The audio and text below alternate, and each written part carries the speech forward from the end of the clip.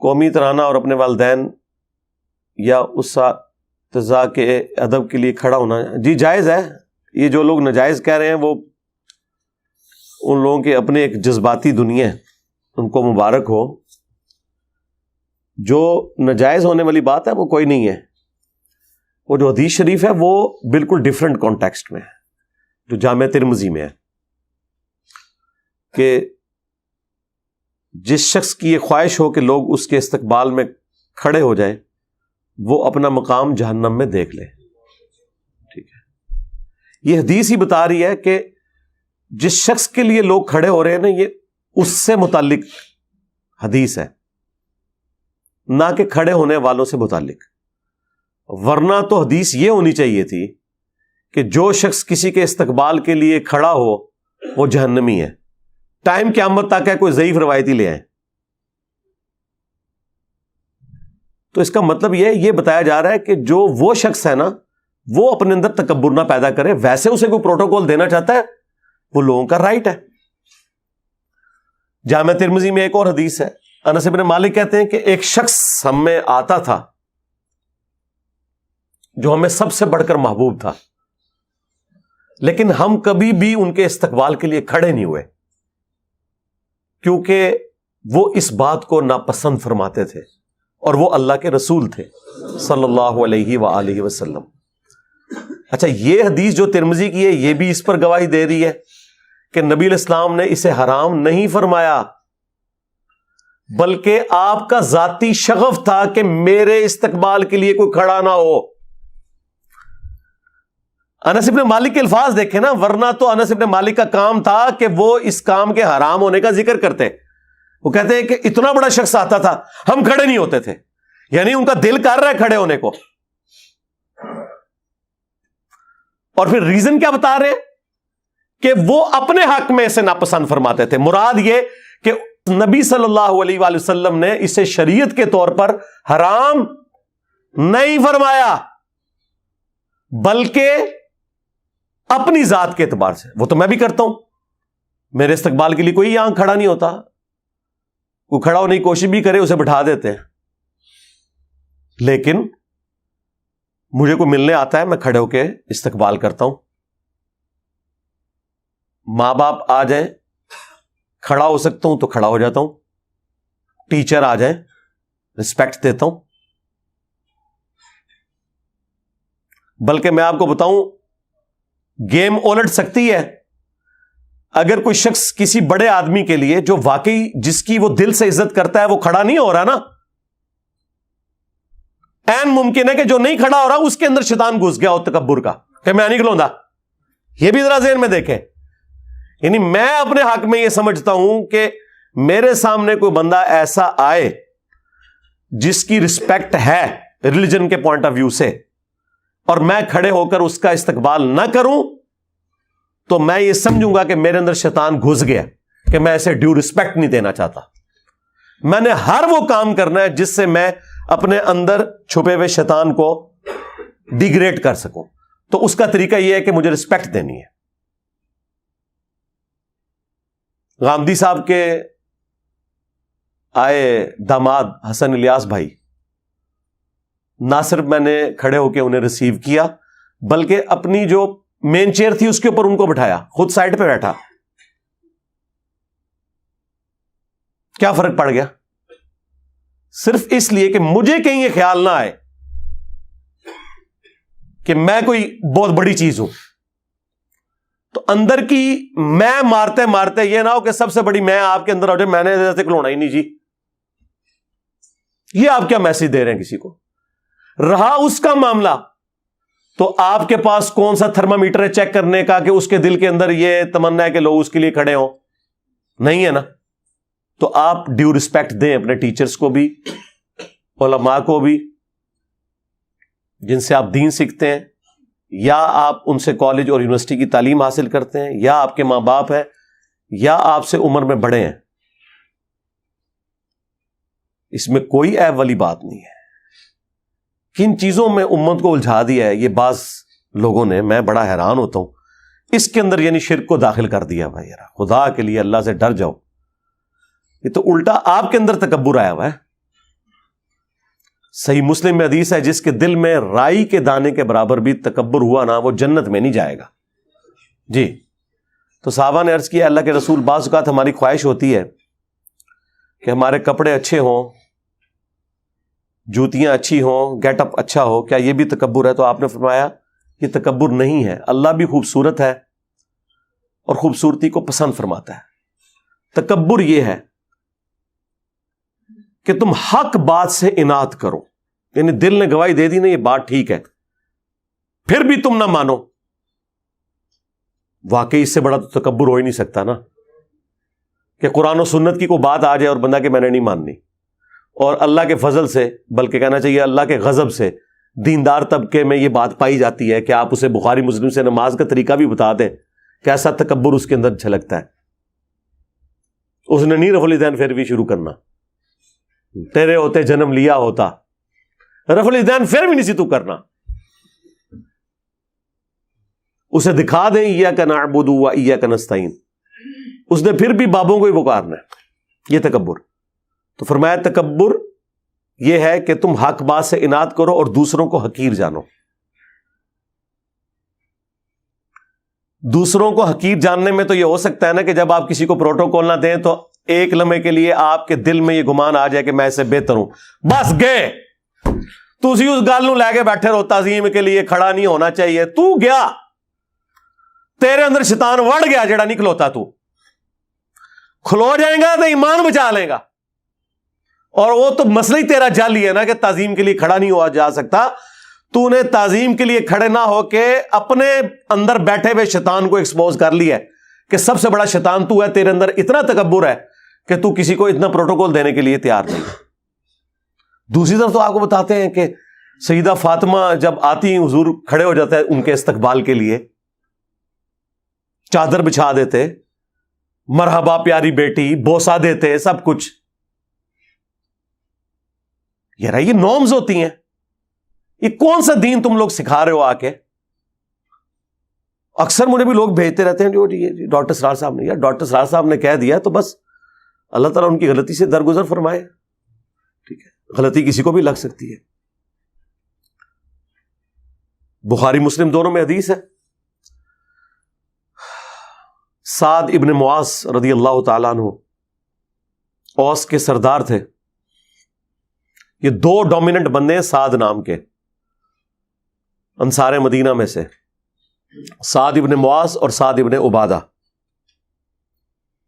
سعد ابن معاذ اوس کے سردار اور سعد ابن عبادہ خزرج کے سردار. ان دونوں کی وجہ سے ہی اسلام پھر پھیلا ہے.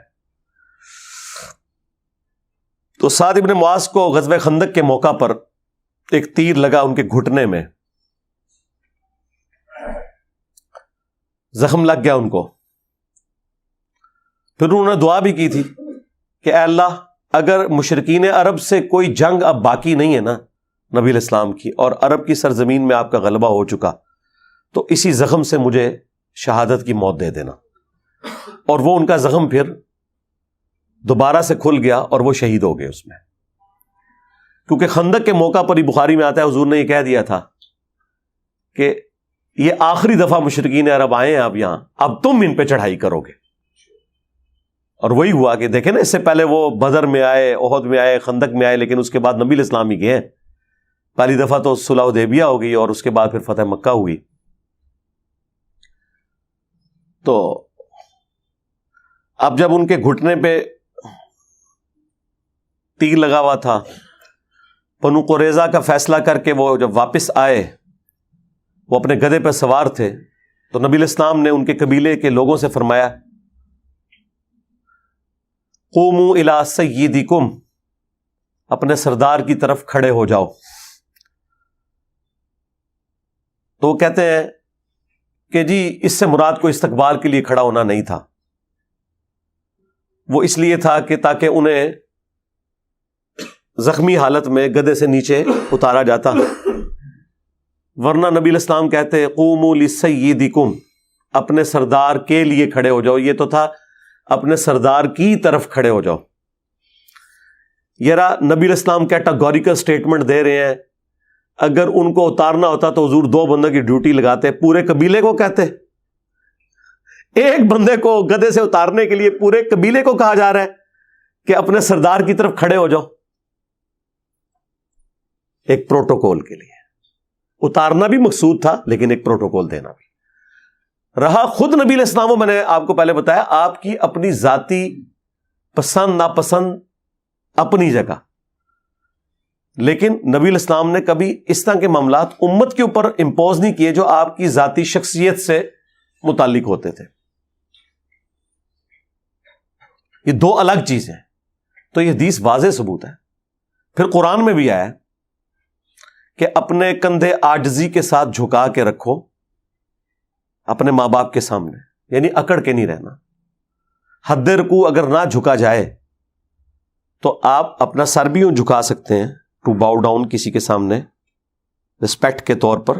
ایک آپ کے والد یا والدہ آئی ہیں, انہوں نے آپ کے سر پہ ہاتھ پھیرنا ہے, تو آپ یوں ایسے ہو سکتے ہیں, جھک سکتے ہیں ان کے سامنے. اس میں کیا مسئلہ ہے؟ ہاتھ بھی چوم سکتے ہیں, لیکن اس میں آپ نے حد رکوع پھر بھی نہیں جھکنا. ہاتھ آپ اٹھائیں اور چومیں, اتنا جھک لیں کہ آپ کے ہاتھ گھٹنوں تک نہ جائیں, یعنی حد رکوع نہ ہو.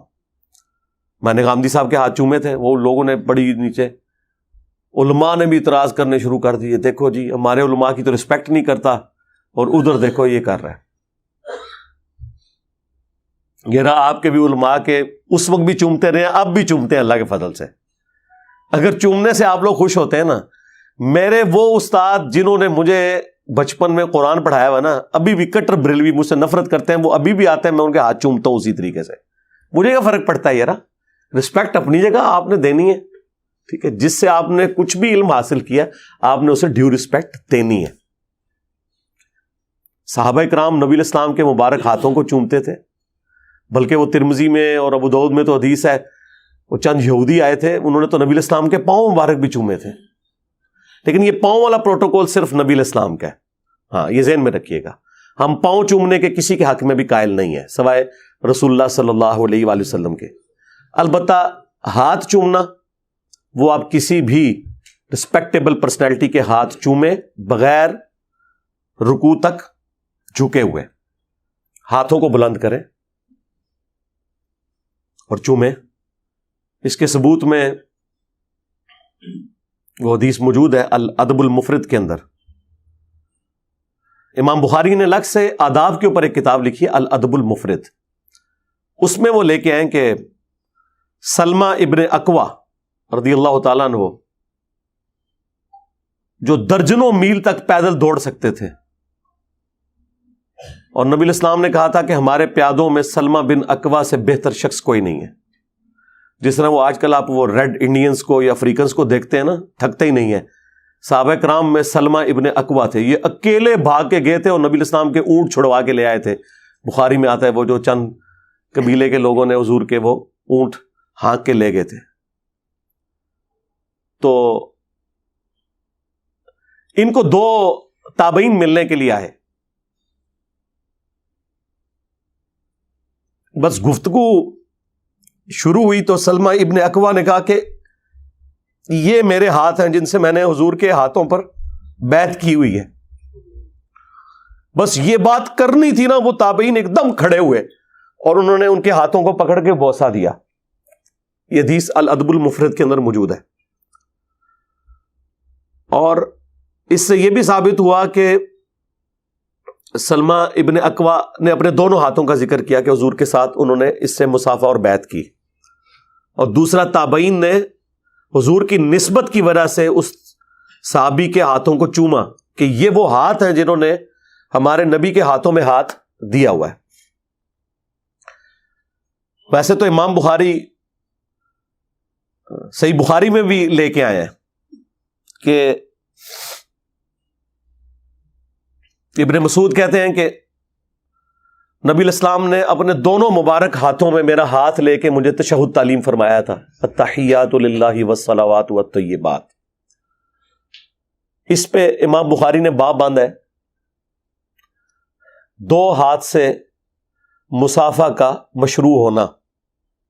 امام بخاری نے اسے ثابت کیا ہے کہ نبی الاسلام سے یہ اصلاً ثابت ہو گیا کہ آپ نے ایک صحابی کے ہاتھ کو اپنے دونوں ہاتھوں میں لیا. اب یہ جب ہم اہل حدیث کو بتاتے ہیں کہ یار یہ تو بخاری میں لکھا ہوا ہے، اوپر امام بخاری نے اس سے رزلٹ بھی نکالا ہے، ایون اوپر چیپٹر کی ہیڈنگ میں وہ لے کے بھی آئے ہیں اسلاف کے بارے میں کہ وہ 2 ہاتھ سے مصافحہ کرتے تھے. اب لیکن چونکہ اب انہوں نے ایک ضد بنائی ہوئی ہے، وہ کہتے ہیں یہ امام بخاری کا اپنا فہم ہے، ہم نہیں مانتے. تو پھر میں نے انہیں الادب المفرد سے یہ حدیث پیش کی تھی موقوفاً سلمہ ابن اکوا والی کہ یار یہ تو ثابت ہے. کہتے نہیں جی وہ ابن مسعود کا تو 1 ہاتھ تھا اور حضور کے 2 ہاتھ تھے. شرم کرو یار، تم امیجن کر سکتے ہو کہ اللہ کے نبی کسی کا ہاتھ پکڑیں اپنے دونوں ہاتھوں سے اور وہ اتنا متکبر ہو کہ اس نے دوسرا ہاتھ سائڈ پہ رکھا ہوا ہو؟ یہ ہو ہی نہیں سکتا. میرا ہاتھ کوئی 2 ہاتھوں سے پکڑ لینا. اب یہ تصویر کھنچواتے وقت میں ایک ہاتھ کندھے پہ رکھتا ہوں دائیں ہاتھ سے، میں تو کوئی اگر وہ دونوں ہاتھ پکڑے تو میں اس سے ایک ہاتھ چھڑواتا ہوں. میں کہتا ہوں نہیں یار میرے چونکہ اب 1 ہاتھ ہے تو یہ ایک پروٹوکول لگتا ہے کہ تم 1 ہاتھ سے ہی کرو، ورنہ تم میرے ہاتھ کو دونوں ہاتھوں سے پکڑو تو یہ میرے اندر تکبر ہے کہ میں دوسرا ہاتھ استعمال نہ کروں. تو میں پھر وہ دوسرا ہاتھ ہٹوا دیتا ہوں. ہاں جب کبھی آمنے سامنے ملاقات ہو میں 2 ہاتھ سے ہی سلام لیتا ہوں آخری درجے تک. یہ بھی تو تکبر ہے کہ ایک بندہ آپ سے 2 ہاتھ سے سلام لے رہا ہے اور آپ اس کے آگے 1 ہاتھ کر رہے ہیں. یا نہیں آپ کو تکبر نظر آتا؟ اصل چیز یہ ہے کہ تکبر کس چیز میں ہے. اگر کسی چیز میں اصلاً تکبر ہے نا، اس سے آپ نے بچنا ہے. ہو سکتا ہے آپ تعظیم میں نہ کھڑے ہوں، اس میں آپ کے اندر تکبر گھسا ہو. اگلے کو تو بچا رہے ہیں، خود اپنا بیڑا غرق کر رہے ہیں. ٹھیک ہے، آپ اپنی فکر کریں، اگلے کو چھوڑیں. اگلے نے اپنا فیصلہ خود کرنا ہے، وہ آپ نے نہیں کسی کا فیصلہ کرنا. یہ ذہن میں رکھیے گا. میں علماء کو کہتا ہوں زرق برق لباس نہ پہنے، لیکن میں نے اسپیسیفکلی کبھی کسی عالم دین کا نام لے کے یہ نہیں کہا کہ یہ ابو داؤد کی حدیث ہے جس نے دنیا میں شہرت کا لباس پہنا اللہ تعالیٰ قیامت کے دن اسے ذلت کا لباس پہنائے گا. ہم یہ جنرل تو بات کریں گے لیکن اسپیسیفکلی کسی کے اوپر فٹ کیسے کر دیں؟ ترغیب ہی دلا سکتے ہیں کہ ترمذی میں حدیث ہے جس نے دنیا میں استطاعت کے باوجود اچھا لباس ترک کر دیا اور سادہ لباس پہنا، اللہ تعالیٰ پبلکلی قیامت کے دن اسے جنتی حلہ پہنائے گا کہ اس نے میری وجہ سے دنیا میں سادگی اختیار کی تھی.